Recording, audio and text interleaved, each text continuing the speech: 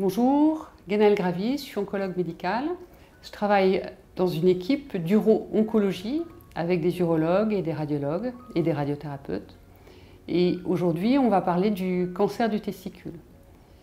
C'est une tumeur rare qui touche préférentiellement l'homme jeune de 15 jusqu'à 60-70 ans, mais plus souvent jusqu'à 40-45 ans. C'est une tumeur qui peut être détectée par le patient lui-même, par une autopalpation, avec une augmentation du volume du testicule, une induration, rarement une rougeur, une douleur. Toute modification du testicule doit conduire le patient à voir son médecin généraliste qui va l'examiner, lui prescrire le plus souvent une échographie et l'orienter vers un urologue. Ce dernier va faire la prescription d'un bilan sanguin et le plus souvent d'un scanner. Une fois ces examens réalisés, qu'il y a une suspicion de cancer du testicule, on propose et on fait réaliser le plus souvent un prélèvement et une congélation de spermatozoïdes, car le traitement du cancer du testicule est le plus souvent une ablation du testicule.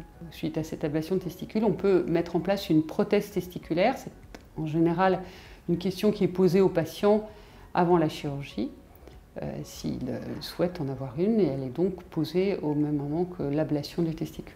L'autre testicule pouvant suffire à avoir des spermatozoïdes en quantité et en efficacité suffisante pour faire des enfants, et cet autre testicule restant sécrète également de la testostérone, ce qui permet d'avoir une vie sexuelle normale avec un seul testicule.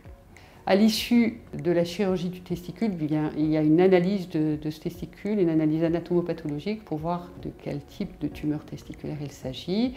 Et le scanner et la prise de sang qui détectent les marqueurs avant la chirurgie est refaite après la chirurgie. Et la somme de ces éléments vont permettre d'établir une stratégie thérapeutique qui peut être limitée à la chirurgie du testicule, il n'y a pas d'autre traitement derrière, ou une chimiothérapie, une cure à la suite de la chirurgie. Le cancer du testicule, lorsqu'il est étendu à d'autres organes, reste une maladie curable avec la chimiothérapie.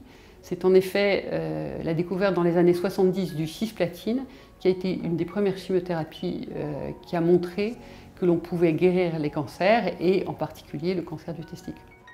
Le cancer du testicule reste une maladie guérissable dans la majorité des cas, qui peut se limiter à la chirurgie du testicule, parfois nécessite une chimiothérapie et qui peut se détecter par une simple autopalpation par le patient.